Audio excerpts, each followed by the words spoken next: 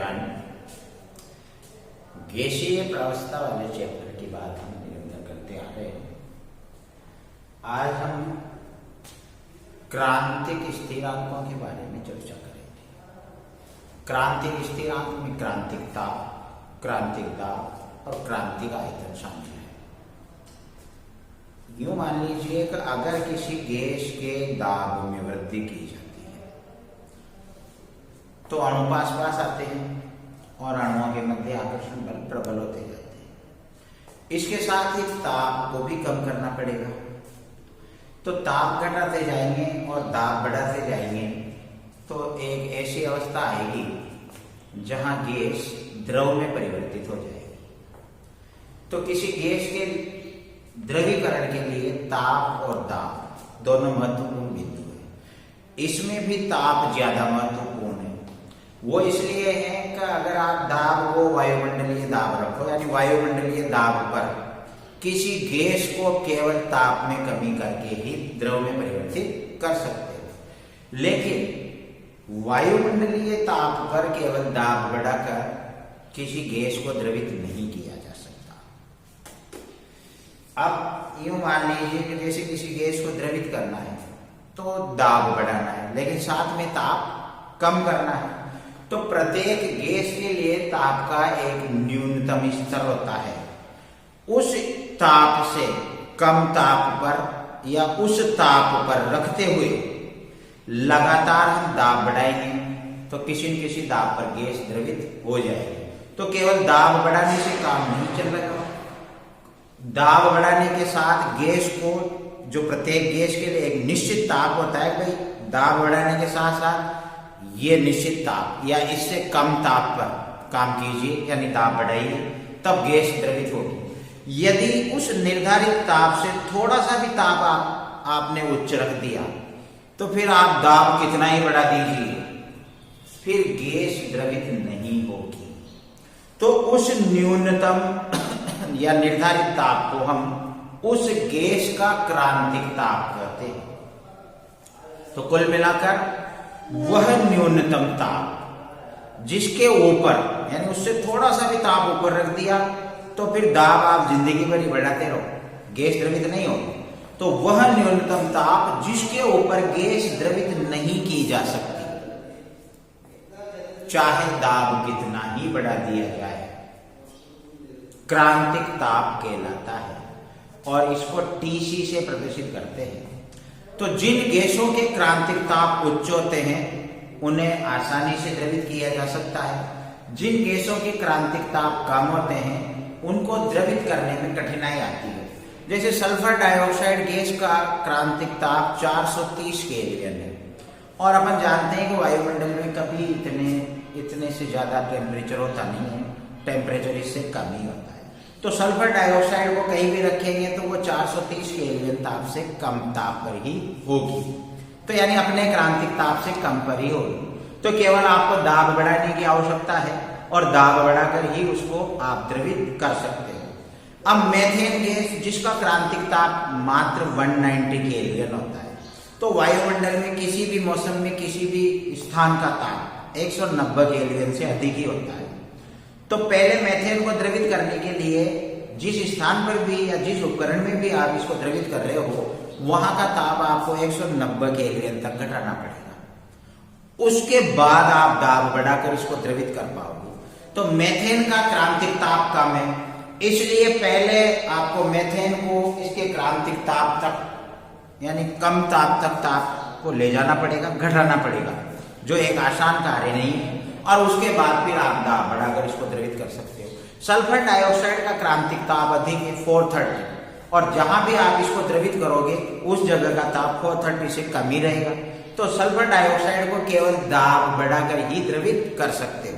कुल मिलाकर जिन गैसों के क्रांतिक ताप अधिक होते हैं उन्हें हम आसानी से द्रवित कर सकते हैं। जिन गैसों के क्रांतिक ताप कम होते हैं उनको द्रवित करने में ज्यादा समस्या उत्पन्न होती है। क्रांतिक ताप पर गैस जो दाब उत्पन्न करती है उसे क्रांतिक दाब कहते हैं और इसको PC के द्वारा व्यक्त किया जाता है। और क्रांतिक ताप और क्रांतिक दाब पर एक मोल गैस का जितना आयतन होता है उसे हम क्रांतिक आयतन कहते हैं और इसे Vc से व्यक्त किया जाता है। इस प्रकार Tc, Pc और Vc यानी क्रांतिक ताप, क्रांतिक दाब व क्रांतिक आयतन तीनों मिलाकर क्रांतिक स्थिरांक कहलाते हैं और इन ताप, दाब और आयतन पर जो प्रक्रम होते हैं उन्हें हम क्रांतिक घटनाएं कहते हैं। अब क्रांतिक ताप, क्रांतिक दाब और क्रांतिक आयतन का मापन अपन करते हैं। तो क्रांतिक ताप और क्रांतिक दाब इसका मापन करने के लिए कान्यार डी लातूर के उपकरण का उपयोग किया जाता है। ये उपकरण तो इस प्रकार का होता है।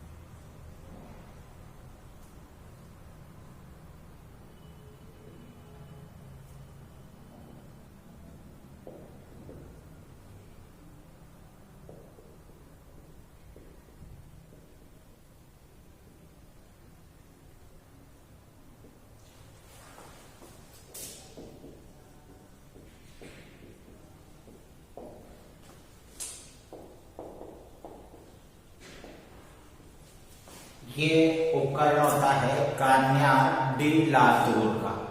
इसमें ये एक यू आकार की नलिका होती है जिसके एक सिरे पर बल्ब बना होता है यानी बल्ब नुमा होता है।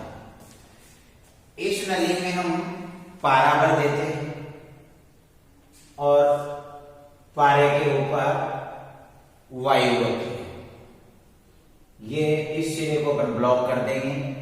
ये वाला सिरा मैनोमीटर का कार्य करता है और इस बल्ब वाले जो सिरा है इसमें अपन गर्म द्रव प्रवाहित करते रहते हैं यानी द्रव भर देते हैं और इस पूरी यू आकार की नली को एक ताप स्थायी यानी थर्मोस्टेट के अंदर रखते हैं। इस यू बल्ब वाली नली में अपन ने एक द्रव भरा है और बाहर गर्म द्रव इसमें से प्रवाहित होता रहेगा। तो उच्च ताप पाकर इस बल्ब वाली नली का जो द्रव है ये वाष्प में परिवर्तित होता रहता है। और एक अवस्था ऐसी आती है जब द्रव और वाष्प को अलग अलग पहचान करना मुश्किल हो जाता है, यानी कि इस बल्ब नुमा आकृति में कहां तक द्रव है और कहां से वाष्प प्रावस्था प्रारंभ हो गई, दोनों प्रावस्थाएं इतनी ज्यादा मिल जाती है कि उनकी अलग अलग पहचान करना मुश्किल हो जाता है। इसी अवस्था को हम क्रांतिक ताप कहते हैं, यानी इस अवस्था पर हम ताप नोट करेंगे थर्मामीटर द्वारा, जो क्रांतिक ताप होगा, और मैनोमीटर द्वारा दाब नोट करेंगे तो उसका क्रांतिक दाब होगा। तो इस प्रकार से कान्यार बिलातूर के उपकरण का उपयोग करते हुए हम क्रांतिक ताप और क्रांतिक दाब का मापन कर सकते हैं। लेकिन इस समय अपन क्रांतिक आयतन का मापन नहीं कर सकते, क्योंकि क्रांतिक आयतन का मापन करना थोड़ा कठिन होता है, क्योंकि ताप और दाब में मामूली सा परिवर्तन करते ही गैस के आयतन में काफी अधिक परिवर्तन हो जाता है। इसलिए क्रांतिक आयतन ज्ञात करने के लिए अपन अमेगट के औसत घनत्व विधि का उपयोग करते हैं। अब ये अमेगट के औसत घनत्व की विधि क्या है, इसको भी देख लीजिए। इसमें क्या है कि जब कोई गैस द्रवीकरण की अवस्था में होती है, यानी द्रव में परिवर्तित होती रहती है, उस समय उसकी द्रव और वाष्प अवस्था का घनत्व एक समान होता है। तो इसमें अपन क्या है, वक्र खींचेंगे, किसी गैस के द्रव और वाष्प अवस्था के घनत्वों का मापन करके उनके संगत तापों के मध्य एक वक्र खींचेंगे।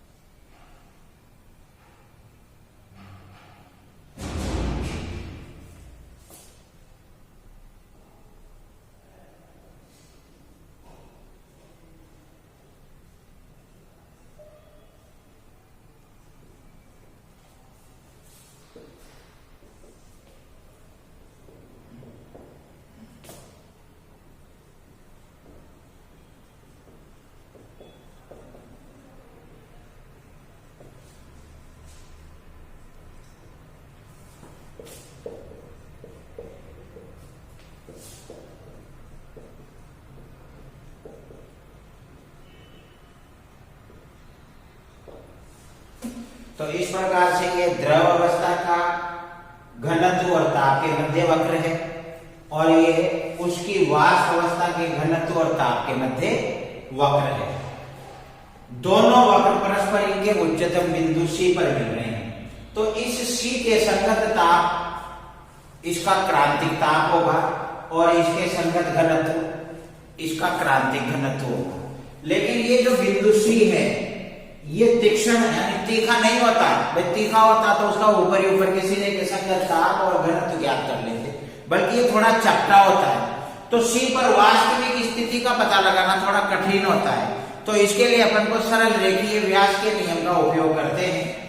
इस नियम के अनुसार अपन द्रव और वाष्प के घनत्वों के मध्य मान को उनके ताप के विरुद्ध आलेखित करते हैं, तो ये एक सरल रेखा प्राप्त होती है, और ये सरल रेखा वक्र AB को बिंदु C पर काटती है। इस C के संगत जो ताप आएगा वो क्रांतिक ताप PC आएगा, और इस C के संगत जो घनत्व आएगा वो क्रांतिक घनत्व DC आएगा। तो इस प्रकार सरल रेखीय व्यास के नियम का उपयोग करते हुए हम गैस के क्रांतिक घनत्व DC की गणना कर सकते हैं। और घनत्व ज्ञात करने के बाद में गैस का क्रांतिक आयतन ज्ञात हो जाएगा, क्योंकि घनत्व द्रव्यमान बटा घनत्व बराबर आयतन होता है। तो Vc बराबर द्रव्यमान गैस का अणुभार कैपिटल M है और गैस का घनत्व Dc है। तो गैस का अणुभार फिक्स होता है, उसमें हम घनत्व का भाग देंगे तो द्रव्यमान बटा घनत्व बराबर आयतन अपन को प्राप्त हो जाएगा। इस प्रकार से हम गैस के क्रांतिक आयतन की गणना कर सकते हैं। तो कान्यात डेला तूल के उपकरण के द्वारा हम क्रांतिक ताप, क्रांतिक दाब दोनों की गणना कर सकते हैं। उसमें जो द्रव होता है थर्मोस्टेट में रखा हुआ, ताप स्थायी में रखा हुआ, वो उच्च ताप पाकर द्रव में परिवर्तित, गैस में परिवर्तित हो जाता है। और जब ऐसी अवस्था आती है कि उसमें वाष्प और द्रव अवस्था को पहचानना मुश्किल हो जाता है, तो उस समय ताप और दाब को अपन नोट कर लेते हैं। उसके बाद उसे ठंडा करते हैं तो धुंध के साथ कुछ समय पश्चात जैसे ही द्रव और वाष्प अवस्था को अपन को पहचानने में आने लगेगी, उसी टाइम फिर से ताप और दाब अपन नोट कर लेंगे। और इन दोनों पाठ्यांकों का मध्यमान ही क्रांतिक ताप और क्रांतिक दाब होगा। जबकि क्रांतिक आयतन के लिए हम अमेगट के औसत घनत्व की विधि का यूज करेंगे। इसमें हम गैस के द्रव अवस्था और वाष्प अवस्था के मध्यमान घनत्वों और ताप के मध्य वक्र खींचते हैं। दोनों वक्र अपने उच्चतम बिंदु C पर मिलते हैं। तो इस C के संगत जो घनत्व आएगा वह क्रांतिक घनत्व है और इसके संगत जो ताप आएगा वह क्रांतिक ताप है। C बिंदु बिल्कुल तीक्ष्ण नहीं है, थोड़ा चपटा है। तो सरल रेखीय व्यास के अनुसार हम द्रव और वाष्प के घनत्वों के मध्यमान और ताप दोनों के एक दूसरे के विपरीत जब वक्र खींचेंगे तो इस प्रकार से बिल्कुल सरल रेखा प्राप्त हो जाएगी। और इसके संगत ताप और घनत्व ज्ञात करके हम क्रांतिक ताप और क्रांतिक घनत्व का मापन कर सकते हैं। और एक बार हमें घनत्व का मापन हो गया तो गैस के अणुभार में अपन क्रांतिक घनत्व का भाग देंगे तो गैस का क्रांतिक आयतन हमें प्राप्त हो जाएगा। इस प्रकार से हम किसी भी गैस के क्रांतिक स्थिरांकों यानी कि क्रांतिक ताप, क्रांतिक दाब और क्रांतिक आयतन की गणनाएं कर सकते हैं। इसके आगे गैसों के लिए और भी कुछ गणनाएं हमें करनी है जो हम अगली क्लास में करेंगे। धन्यवाद।